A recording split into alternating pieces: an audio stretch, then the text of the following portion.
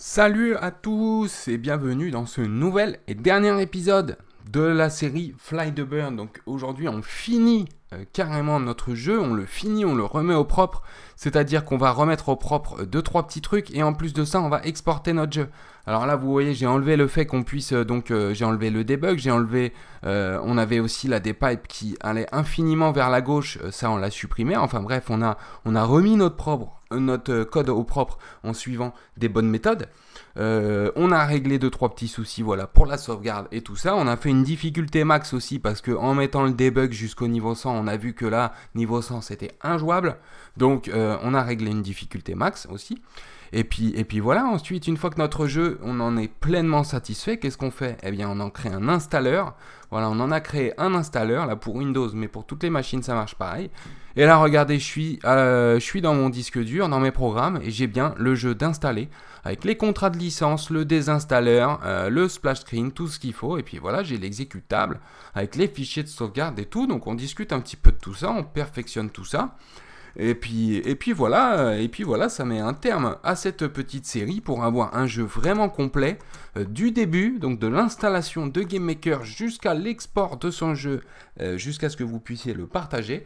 Voilà, c'est le guide du début jusqu'à la fin, cette fois-ci qui est fini sans bug et sans accroc, du moins je l'espère. Voilà, j'espère que ce guide vous plaira.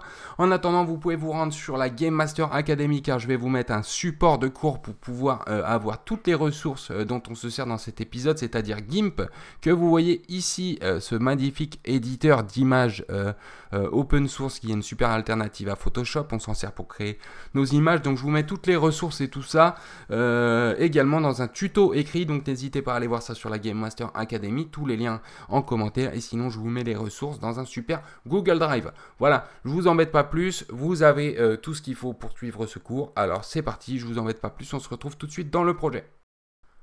Alors, avant de penser déjà à exporter notre jeu, on a peut-être à penser à avoir quelques bonnes pratiques à avoir déjà.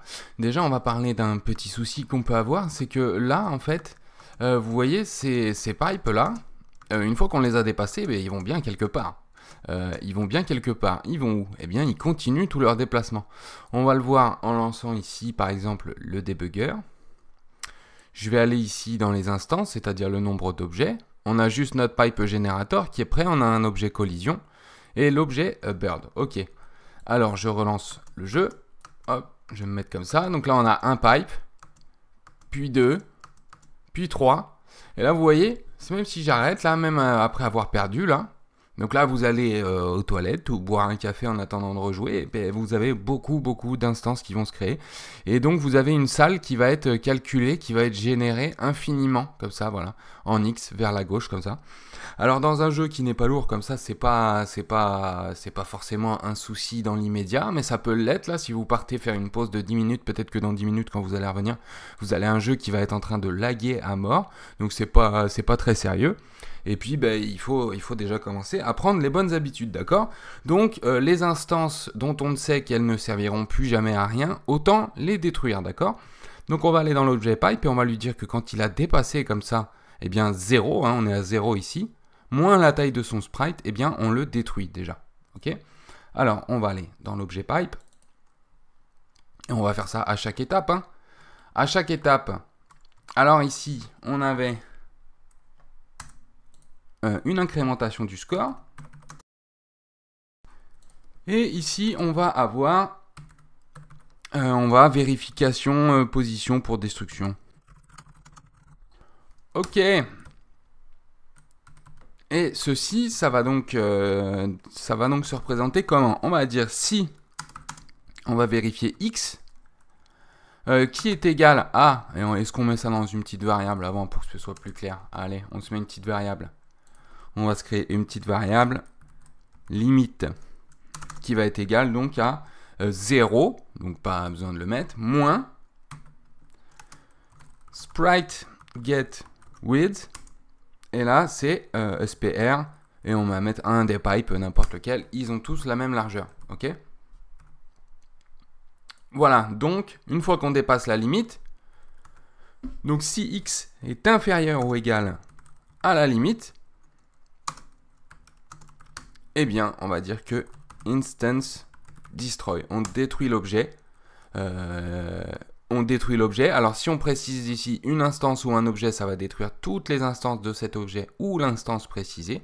Mais comme là on est dans l'objet pipe, si on ne précise rien, c'est l'objet qui va lire ce instance destroy qui va s'auto-détruire, d'accord? Et là on est dans le pipe qui vérifie s'il a bien dépassé la limite. Alors je vais lancer le debugger maintenant. On va aller voir les instances avant de jouer. Et c'est parti. Donc on va voir. Et chaque instance devrait bien se détruire. Hop, vous voyez, voilà, on a toujours le même nombre de pipes. Parce que dès qu'il y en a une qui se crée, il y en a une qui se détruit. D'accord? Donc ça, c'est beaucoup plus propre. Voilà, et on sait que là, on a création d'objets là tout de suite à droite. Et on a finalement toujours 3 pipes. Le temps que là, ça se mette à jour, des fois on en a 2. Mais le debugger met un petit moment à se mettre à jour. Mais donc, on est bon. Déjà, à ce niveau-là, c'est un petit peu plus propre. Maintenant, on voit aussi que mon meilleur score est égal à 53. Pourquoi? Parce que j'ai laissé aussi, j'avais laissé la touche 5 pour le debug. Alors, si là, on prépare notre exportation là pour pouvoir distribuer notre jeu, donc là, il n'est plus question quand même d'avoir des touches pour le debug. Ok? Donc ça, c'est la chose à faire tout de suite. On avait fait ça dans le Bird. On va dans les étapes ici, on s'était laissé un petit encart comme ça et on se l'était marqué debug, ok? Alors, quand vous êtes dans un jeu partagé, que vous allez seulement partager avec des amis et tout le monde va pouvoir accéder au code parce que vous distribuez le code source, dans ce cas-là, vous pouvez laisser ici en commentaire le code de debug pour les gens qui vont travailler sur le code, d'accord? Nous, là, on va dire qu'on a déjà fini de travailler notre jeu et encore non parce que je vais faire autre chose avant de supprimer ça. Mais donc on va entièrement le supprimer. Mais si vous avez prévu encore de travailler sur une autre version, ça c'est à garder pour vous. Hein. Donc je relance. Et là, on ne devrait plus avoir notre touche de debug. Ok. Et on ira supprimer le meilleur score pour nous, même pour recommencer à 0 pour nous, parce que là le score est en fonction donc de ce debug qu'on avait. Mais avant ça, je vais même tester quelque chose. Je vais même tester si le score est égal à 100. Pourquoi? Parce que je voudrais voir si on ne va pas se faire quand même une limite à cette difficulté. Hop, j'appuie 100. Ouais, il est lourd. Ah bah oui, hein. On va peut-être faire une limite à la difficulté, regardez. On va peut-être faire une limite, par exemple, au délai entre les pipes déjà. Alors, l'amplitude, non, pourquoi pas. Mais alors, ouais, non, le délai, là, c'est un petit peu trop, vous voyez. Et à 50, ça commence à être pas mal. Donc, on va dire que le maximum, 50, c'était pas mal. On va couper la poire en deux. 70. Donc, je vais aller dans le pipe, là. Le pipe générateur. Et je vais me dire, donc, le timer, tac, tac, tac. Le timer, on était là au début, on était à 120, hein, room speed x2. Et à chaque fois, ici, il était recalculé. D'accord? Il était recalculé, donc 120 moins le score. Et donc là, on peut faire un minimum pipe timer, d'accord? On peut créer un minimum et on veut pas passer en dessous. Donc on va appeler ça min pipe timer.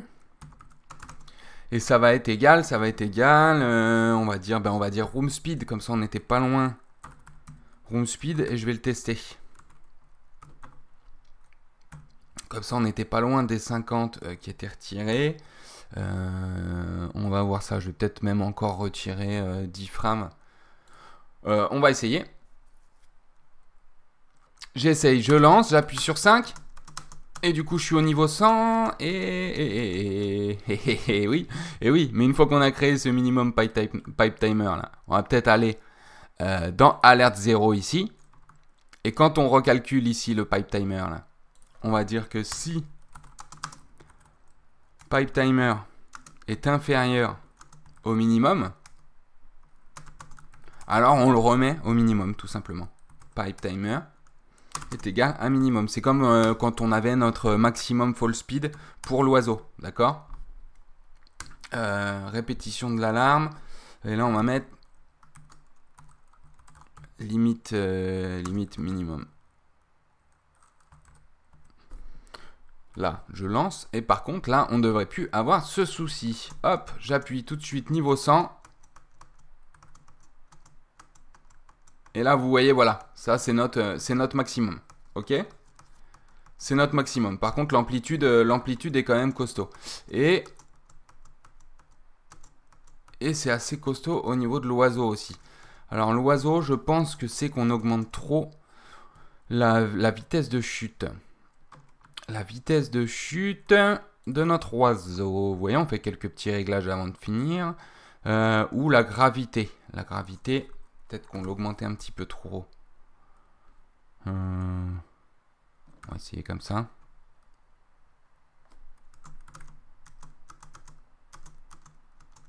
Ouais, du coup, il saute plus haut, là.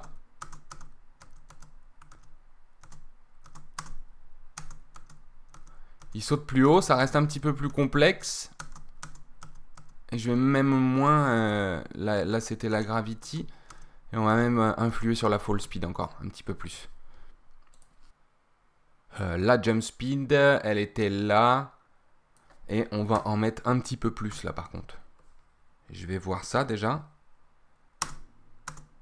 Ok, niveau 100. Voilà. Voilà, là c'est assez complexe. Alors pour moi, moi je déteste. Hein. Il y en a qui vont adorer, il y en a qui vont se régaler. Et de toute façon, niveau 100, faut y aller. Hein. Celui qui va au niveau 100, voilà, c'est qu'il est complexe. Mais vous voyez, non, je sais que c'est jouable. Je sais que c'est jouable. Pas pour moi. Mais alors, je vais m'entraîner un peu. Je vais faire une ou deux parties. Peut-être que je vais les enregistrer. Parce que bon, faudrait peut-être que je teste moi-même que mon jeu est jouable quand même. Mais je le sais, je le sais d'avance. Hein. Je le sais d'avance. Et mais en tout cas, c'est pas du tout mon type de jeu. Et là, l'amplitude, hein. L'amplitude, on va peut-être se mettre un maximum aussi. Parce que, ouais, vous voyez, voilà, on a bien fait de refaire quelques itérations. Là, l'amplitude, on a aussi un maximum. Donc là, vu qu'on a 32, le maximum qu'on pourrait avoir, ben, je vais aller voir directement sur le sprite pipe. Hein. Je modifie l'image. Regardez, je vais, hop, je vais au milieu. On est là. Et là, ce que je vais faire, c'est qu'à partir du milieu, tac, je voudrais que le maximum, ce soit à peu près là. Donc j'ai, vous voyez, à ma zone de sélection, en bas, ici, là, ici. J'ai écrit 116, vous voyez, 112. Donc je voudrais bien que mon maximum amplitude soit 112. Donc pareil, je vais dans mon pipe générateur. Je vais à la création, magnitude, max magnitude, c'est égal à 112. La magnitude, on calcule. Et du coup, on peut aussi, on a une autre méthode que de faire le if comme j'avais fait là. Du coup, on sait finalement qu'on va être entre 32 et 112, d'accord? Donc, il y a une autre manière de resserrer que de dire if magnitude if magnitude est supérieur à max magnitude. On pourrait dire tout simplement que magnitude est égal à clamp, c'est-à-dire resserrer. On resserre la valeur, c'est-à-dire on reprend magnitude et on vérifie qu'elle ne soit pas en dessous, eh bien 32 et max magnitude, ok. Et alors ce 32, on pourrait même être encore plus propre, on pourrait dire start magnitude et start magnitude ici. Et à la création, voilà, ça, tout ça c'est égal à 32. Donc là, c'est beaucoup plus propre, ok? On resserre, on vérifie que magnitude ne dépasse pas max magnitude, ok? Donc, ce qu'on peut faire aussi, c'est se lancer un petit coup le debugger. Et on peut aller voir ça aussi. Je vais aller dans les instances et la magnitude se voit ici dans notre objet pipe generator, ok? Bon, ben là, vous avez tout vu vraiment comment aller débugger et tout ça. On s'est ajouté des limites. Là, on est tout prêt. Donc, on a notre max magnitude à 112, hein, c'est bien vu. Minimum pipe timer, c'est 60. Start magnitude 32. Pour l'instant, elle est à 32. J'appuie sur Entrée. Elle devrait s'augmenter un petit peu. Alors, si j'y arrive. Hein. Oh là là. Hop. Vous voyez la magnitude qui évolue, hein, petit à petit, donc ça va être en jeu, ça va être très progressif. Et là, dès que j'appuie moi sur la touche, eh ben on est à 112, hein. Hop, non, on est à 82 là. Ah, 82. Ah. 82. Je vais carrément aller voir quelques instances. Comme ceci. On va aller voir une qui est assez grande. Ah là, on l'a pu. Bah ouais, c'est peut-être maintenant que j'ai relancé le debugger. Là, ça devrait le faire en fait. Et non. Et non, voilà, celle-là, elle est quand même limite. Hein. Et ouais, on a 256 déjà, donc 112, c'est pas bon parce que ça ferait la moitié. Et ouais. Donc ce qu'on va faire, c'est qu'on a notre limite. Et en plus, je vais le diviser par 2. Et ouais, parce que ce serait pas bon de toute façon, parce que ça fait quasiment l'entièreté de notre pièce, du coup, qui fait 256. Donc 112 et 112, ça ferait 224, ça fait quasi toute la pièce. Donc à la génération des tuyaux, en plus, hop. La magnitude, ici, on va la diviser par 2 en plus de ça.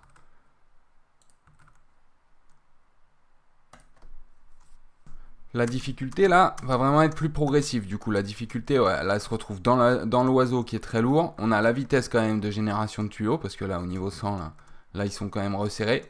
Et on a, voilà, là je trouve qu'au niveau de la magnitude, on est pas mal. On est au maximum qu'on pourrait être là. Je trouve pas l'intérêt. Non, bah, je vais laisser tourner. Hein.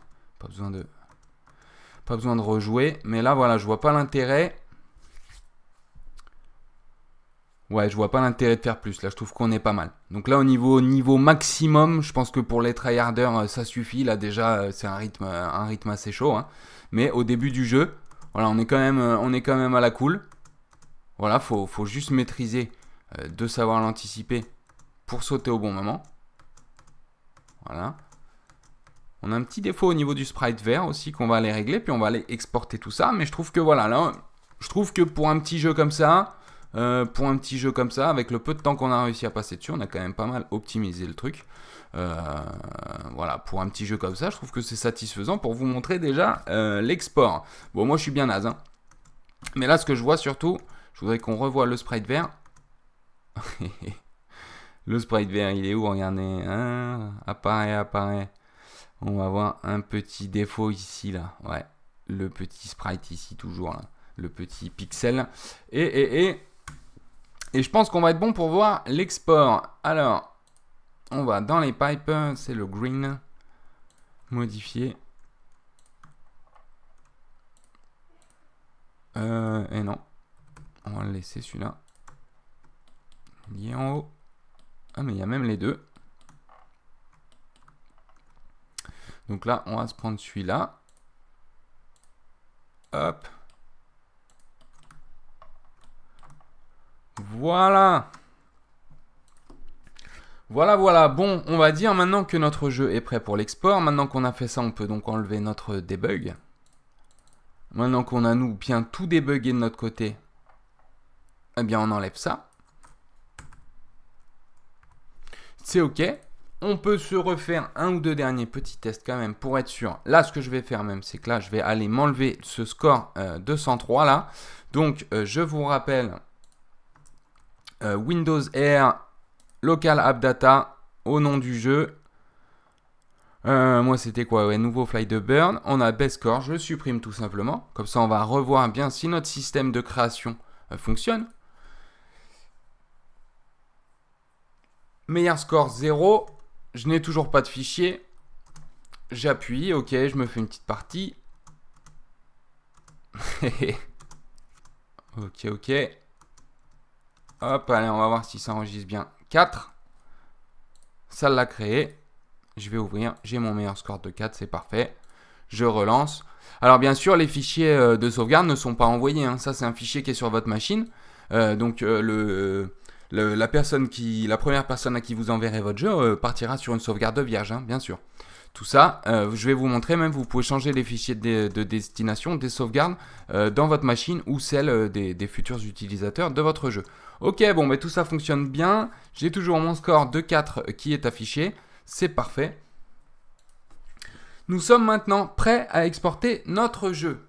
Alors, Pour ce qui est de l'export du jeu, je vous ai préparé dans les data files du jeu, si jamais vous le téléchargez sur Git, ou sinon vous avez les liens en description, je vais sûrement vous mettre un Google Drive ou quoi que ce soit, mais sinon sur le Git, tout ceci est complet. Dans les data files, je vous ai déjà préparé toutes les images au bon format, je vais vous expliquer quand même comment est-ce que j'ai créé tout ça, je les ai créés avec le logiciel GIMP, je vous mets également tous les liens des logiciels en ressources. Et donc voilà, GIMP, ça vous permet de recadrer comme ça des images. J'ai créé ici l'icône, la bannière. Donc vous pouvez créer, c'est une bonne alternative à Photoshop pour créer tout type d'images. Donc là j'ai créé par exemple une icône, vous allez ici dans nouvelle image. Vous pouvez créer tout type de format et surtout quand vous exportez, vous pouvez faire exporter sous et vous pouvez exporter sous n'importe quel format. .ico, là je vais vous montrer, mais GameMaker nous demande du BMP parfois. Donc voilà, j'ai tout enregistré au bon format, je vais tout vous expliquer de toute façon et tout sera marqué à l'écrit pour rappel sur le site. C'est bien mieux d'avoir un petit rappel, une petite page comme ça avec tous les formats de fichiers et les tailles d'images. Je vous mets tout ça, d'accord? Je vous mets les liens pour télécharger GIMP également. Et en tous les cas, pour vous entraîner, pour exporter ce jeu et si vous voulez avoir un exemple, en plus de vous avoir mis toutes les images et tout ça, je vous ai mis les fichiers GIMP, ok? Les fichiers XCF, c'est au format GIMP. Donc c'est un logiciel gratuit open source. Et donc si jamais vous voulez voir voilà, comment j'ai travaillé les fichiers, alors moi c'est tout bête, hein, et j'ai fait ça un petit peu à l'arrache, mais c'est pour voir une exportation basique. Et moi je vous donne tous les outils en main, je vous explique tout comment faire. Et puis après, à vous de le faire mieux que moi. Moi je fais ça vite fait pour vous vulgariser tout ça, comme d'habitude. Je vous montre comment faire et après vous avez toutes les clés en main, ok? Bon c'est parti, on va tout de suite aller dans GameMaker. Maintenant qu'on a bien toutes nos images et tout ça, on va aller dans GameMaker et je vais vous en dire un petit peu plus. Alors, déjà, il y avait quelques réglages qu'on pouvait faire au préalable ici, avant de coder notre jeu, ok? Mais on l'a laissé comme ça par défaut. On avait par exemple le nombre d'IPS, ok? Également, si quand vous créez un jeu, des fois vous pouvez vous tromper sans faire exprès, vous cliquez sur GML Visual et vous pouvez aller le changer ici dans les paramètres par défaut, ok? Les 60 IPS, vous avez vu là la couleur de dessin par défaut. Ça c'est par défaut quand vous faites un draw sprite, un draw text ou quoi que ce soit, par défaut ça va dessiner en blanc. Donc on peut aller changer comme ça 2-3 petits paramètres ici. Mais GameMaker gère déjà pour nous pas mal de choses. On n'a vraiment pas à se soucier de tout ça. Donc là par exemple vous voulez exporter pour votre machine. Moi je vais me soucier que de Windows ici. Est-ce que j'en ferai une pour chaque machine? Je ne pense pas parce que tout est relativement... c'est quand même relativement la même chose. Il y a 2-3 petits détails qui changent. Mais globalement c'est la même chose. Après quand on ira sur mobile tout ça c'est un petit peu plus... c'est un petit peu différent. Donc là, oui, on en reparlera.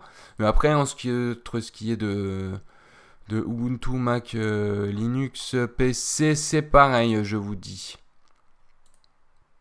Donc, moi, je me rends sur Windows, notre cher Windows qu'on aime tant. Et donc, qu'est-ce qu'il nous propose? Déjà, il gère pas mal de choses pour nous. Je vous dis, il y a pas mal de trucs par défaut qu'on va pas toucher, d'accord? On va aller changer les images. Et vous voyez, il n'y a pas grand chose. Hein. Alors, bien sûr, il y a beaucoup de choses qu'on peut changer par le code. Mais déjà, ici, on a vraiment de quoi faire le principal.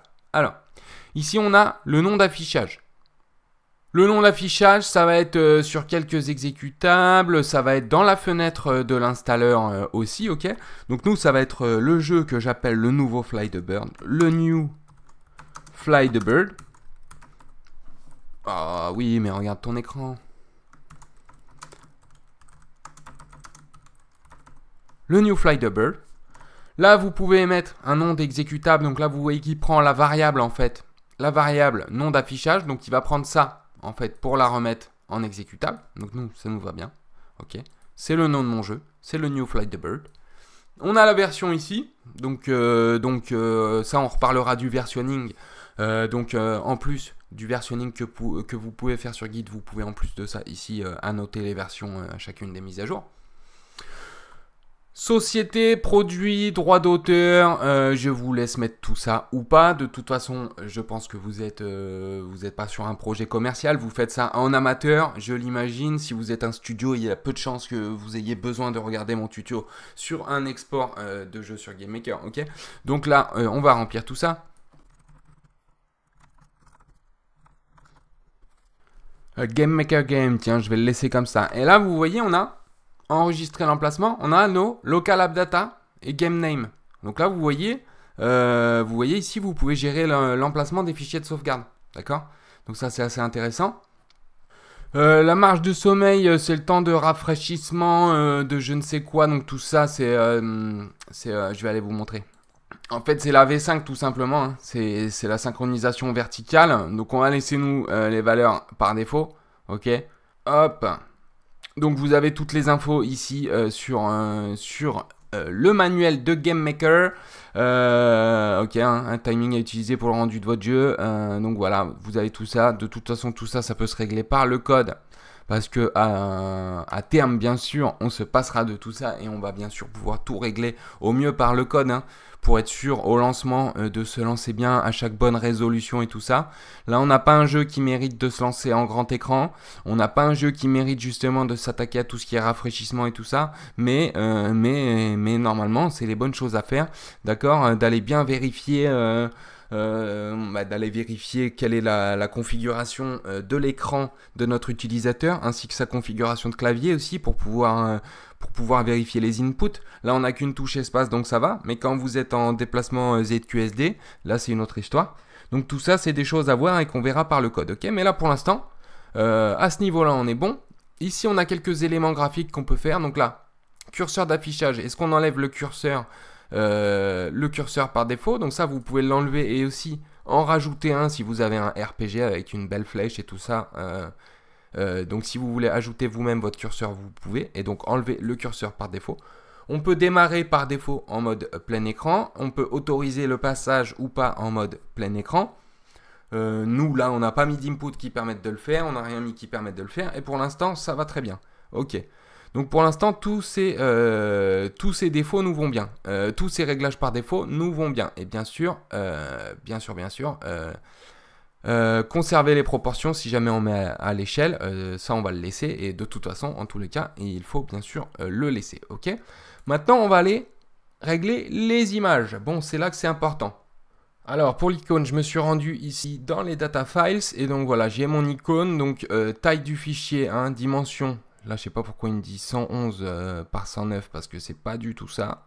C'est pas du tout ça. Vous voyez, on est sur du 98 par 98. Donc là, je mets mon icône. Écran de démarrage, on n'est pas obligé de le mettre. Ok, j'en ai fait un. J'ai fait un splash screen. Sinon, par défaut, vous avez l'écran de GameMaker. Alors, je vais le mettre le mien. On va voir si c'est si c'est moche ou pas. Je t'ai fait ça en 10 secondes top chrono. On va l'utiliser. Ok, et on va voir. Donc là, on a notre icône pour l'installeur et tout ça. On a notre écran de démarrage. Et ensuite, ça, c'est pour le programme d'installation.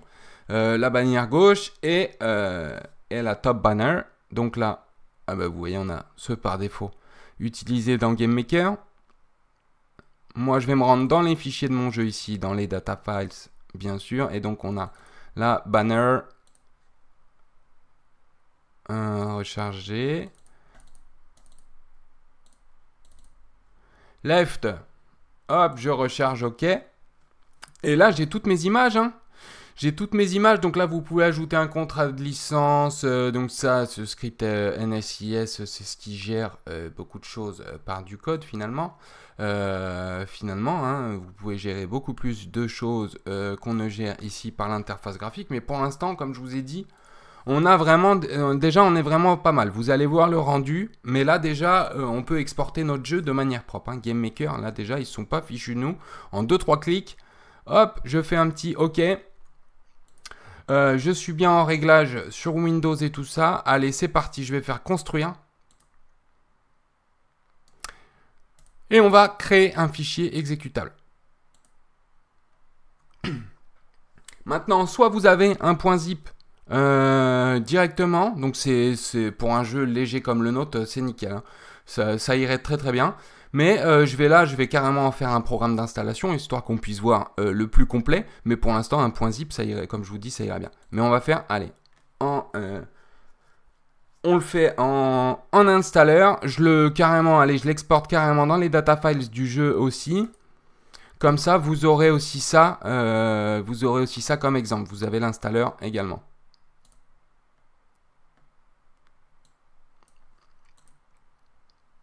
Hop, ce que je vais faire par contre, c'est que je vais le remettre à la racine. Enfin, la racine des data files, je veux dire. Et voilà, donc là, on a notre fameux fichier nouveau Fly the Bird. Comment ça se fait que tu n'as pas... Oh, c'est que ça n'a pas appliqué. Oh là là, ça n'a pas sauvegardé mon machin. Ah là là. Splash screen. Là, il faut appliquer. Ah, tu te fiches pas de moi, hein. Bon, mais faites bien attention à appliquer, j'y retourne, hein. Je vais voir si c'est pas fichu de moi, là. Non, c'est bon. Ok, fausse alerte.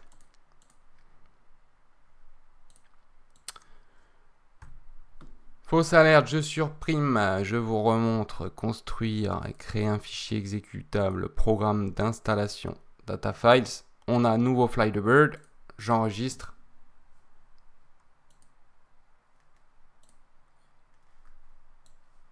Et voilà, vous voyez, j'ai mon super exécutable ici, ok. Je vais lancer l'exécutable. Et ça y est, là, c'est tout beau, tout propre. Là, c'est tout beau, tout propre. New Fly the Bird. New Fly the Bird. Là, c'est nickel. Regarde. Required. 26 mégas. Impeccable. Installed. Successfully installed. Et c'est parti. Next. Et voilà, on peut lancer notre jeu. Alors, est-ce que notre splash screen va être magnifique? Oh là là, magnifique. Magnifique. Incroyable. Et boum, on est dans le jeu. Boum. Alors, je vais aller voir. Je vais quitter ce jeu. Je quitte, donc je peux quitter GameMaker. Hein, je n'en ai plus besoin. Et donc, dans Programme, dans New Fly the Bird, voilà. J'ai bien un jeu qui a été installé, toutes les options, le contrat de licence, le désinstalleur, tout est là, tout est là, tout est là. Hein. L'application, on a tout. On a tout. Voilà. Bon, alors c'est rudimentaire, hein. Moi je suis pas designer, je vous ai fait un splash screen comme ça, j'ai fait comme j'ai pu, mais c'était histoire de vous montrer tous les réglages par défaut et ce sur quoi on peut influer juste comme ça par l'interface graphique. Et on pourra faire des choses un petit peu plus poussées plus tard, mais déjà voilà, vous avez une bonne base. Je sais pas combien de temps on en est en tout en compilant les 4 vidéos là du Fly the Bird, mais voilà, en peut-être 3 heures de vidéo, voilà, un jeu complet, 2-3 bons petits systèmes pour une petite rejouabilité. On a vu pas mal de concepts de base, on a remis tout ça au propre et on a exporté notre jeu. Maintenant, vous pouvez partager votre jeu. Et voilà, vous pouvez déjà, si vous retrouvez d'autres assets sur Internet, faire d'autres jeux de ce type. Vous avez déjà les bases pour refaire d'autres types de jeux. Alors, en support de tout ça, je vous le dis, vous avez la Game Master Academy avec tous les tutos vidéo écrits. Vous avez la chaîne YouTube voilà, qui va continuer d'avancer, de faire son petit bout de chemin. Et vous avez le serveur Discord où on peut donner un petit coup de pouce si tu as un souci dans ces tutos. Par exemple, si tu n'as pas réussi, si tu as bloqué à un moment donné dans le Fly the Bird ou dans les futurs tutos, tu fais une petite capture d'écran sur le code que tu penses qui pose problème et on intervient comme ça, tel des chirurgiens. Et voilà. Bon, ben j'espère que cette série vous a plu. C'était une réédition d'une série buggée qui maintenant ne l'est plus. On a un jeu un petit peu plus complet auquel je suis toujours aussi nul. Faudrait que je m'entraîne un petit peu. Mais en tout cas, voilà, le jeu est complet. Il est fonctionnel. Quoi qu'il vaille, il est fonctionnel et c'est un super exercice. Moi, je trouve, moi même si c'est pas le type de jeu auquel je joue, j'adore coder ce genre de petit jeu. Voilà, j'adore faire bouger un petit oiseau. C'est détente à coder. Voilà, moi j'aime bien. Donc j'espère que vous avez vous également autant aimé que moi. Du coup, moi je vous dis à la prochaine pour de folles aventures. On va encore faire des gros tutos, des gros guides sur la chaîne. C'est pas fini de s'arrêter. Donc moi je vous dis à très très bientôt sur la chaîne. Allez, merci d'avoir suivi ce guide. Abonnez-vous et à la prochaine. Salut. Ciao.